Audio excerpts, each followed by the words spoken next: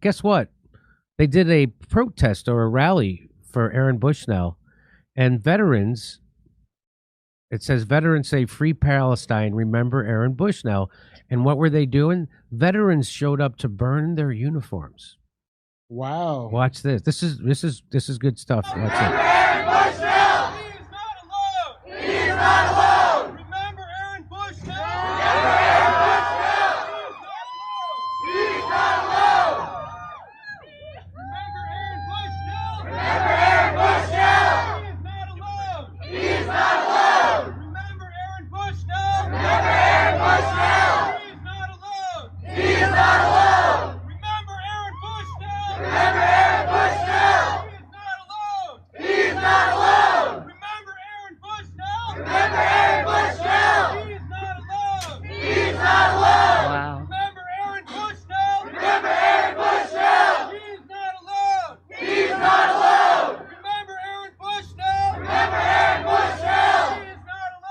He is not alone! Remember Aaron Bushnell! Remember Aaron Bushnell! He is not alone! He is not alone! Remember Aaron Bushnell! Remember Aaron Bushnell! That looked like Mike Preisner. I wonder if that was him. You know, that guy's a soldier. He was active duty, right? Aaron Bushnell. We showed that thing of they're deploying Americans there to go help with the bombing. Yeah. So let's say he goes, I'm not going to do this. And then he looks like he was proving he's not a coward. He was ready to die for something, his country, not ready to die for what they were going to have him do. That's right. And He's ready to die to stop it. yeah, and it ain't like like I said, that Buddhist monk thing. Buddhist monks do goofy shit all the time, so it don't really have the effect that it does when an active duty service. That's not so easy to just mock away or jeer away. Somebody in a military uniform doing that to themselves. That's the thing you got to think about. Even if you want to trash them, you still got to think about that. Like, why would somebody do that over that? So that's pretty effective, actually, overall. It's been really effective what he did. It's got a lot of people thinking. It affected a lot of people. It is the topic of conversation. And his last words even got read out on CNN. So that's pretty powerful. Also, the second person in a 3-month period to light themselves on fire in protest, just historically speaking, going back, even one person lighting themselves on fire to protest indicates the war's not going that good. Wow. It's not a war. That's another thing too. Well, that's one of the major problems with it. This is not a war. Well, this then is you them lose just into a prison break. Great job, guys. Because they wouldn't need to bring American servicemen in to help if they were winning. They wouldn't need to do that. This was from February 27th when they had a vigil for Aaron Bushnell. Here's how they responded. The establishment. They brought the cops out in riot gear.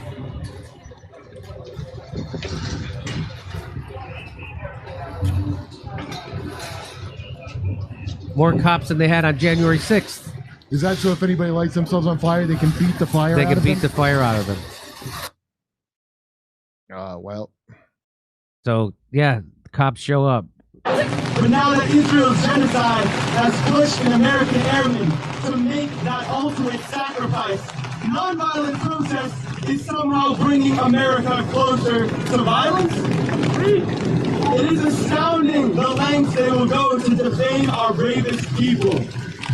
Because what brings Americans closer to violence and danger is imperialism. What brings Americans closer to violence is our government's funding of genocide and Palestine. Palestine will be free.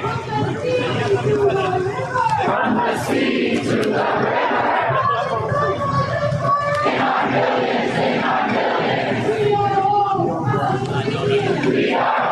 Palestinians. Glory, glory to our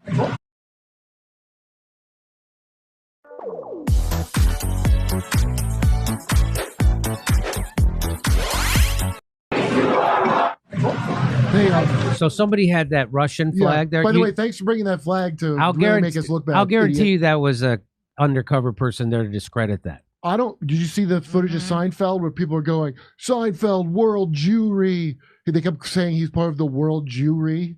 Well, You know I that never, old archaic. I never even heard that term. Yeah, it's an old anti-Semitic term. Okay. I don't. There's a whole bunch of ops that they always got to put in a thing Yeah. to wave a Soviet flag. Who the hell's waving a flag of a defunct Right. power? Of course, someone's paying someone to go in there and make them To look try to bad. discredit them. Did you know, by the way, hippies? Maybe you told me this. It was pretty recent. I found out the original war protesters wore like suits and stuff. They didn't smell. That came in later after the CIA brought the drugs and so stuff like, hey, we should never bathe. That don't really make sense. Yeah. Well, it turns out that's part of the plan to destroy an anti-war protest so that you hate hippies for the next 30 years. So Caitlin Johnson says one of the main reasons the self-immolation of Aaron Bushnell is having such an earth-shaking impact on our society is because it's the single most profound act of sincerity that any of us have ever witnessed. Yep. In this fraudulent civilization where everything is fake and stupid, we are not accustomed to such sincerity. We're accustomed to vapid mainstream culture manufactured in New York and Los Angeles. Airheaded celebrities who never talk about anything real, self-aggrandizing Instagram activism, synthetic political factions designed to herd populist discontent into support for status quo politics. Phony shit lib, I hear you, I stand with you, but I won't actually do anything. Posturing, endless propaganda and diversion from the mass media and its online equivalents, which are algorithmically boosted by Silicon Valley tech plutocrats, and a mind-controlled dystopia where almost everyone is sleepwalking through life in a psyop-induced fog. That is the sort of experience we have been conditioned to expect here in the shadow of the Western Empire.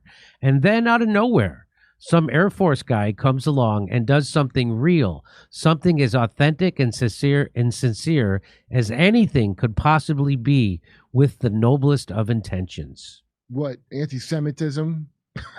Remember they accused the other one of anti-Semitism? Yes. Yeah. Yeah. So that was well I'll tell you said. something. That was well said by Caitlin Johnstone. It is because whoever made. I've seen people like try to say he was woke or something. No woke. He's got the balls to do that. Number one. Number two.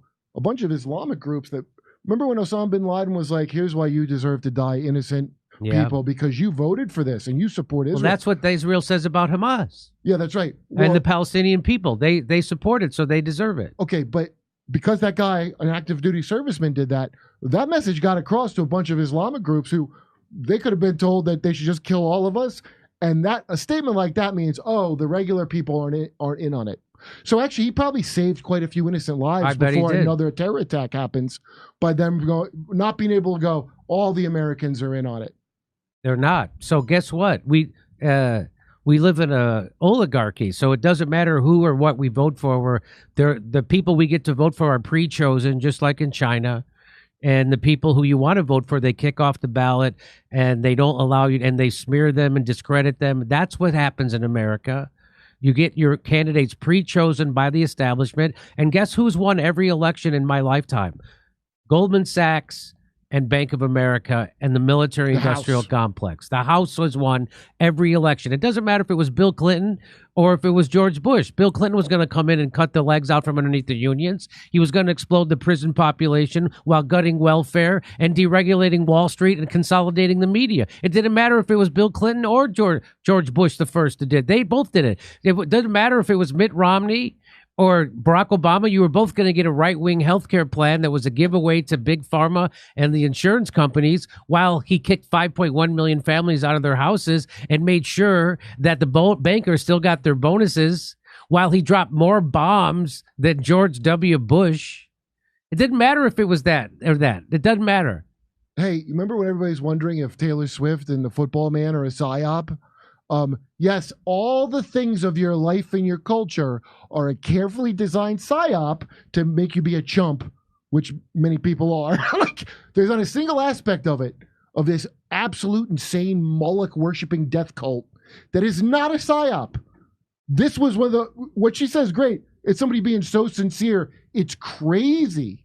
He was sincere to the point of crazy, because that's what an insincere, fucked up place this is to live. That's right. Hey, come see us live on tour in Los Angeles, Palm Springs, Stockholm, Amsterdam,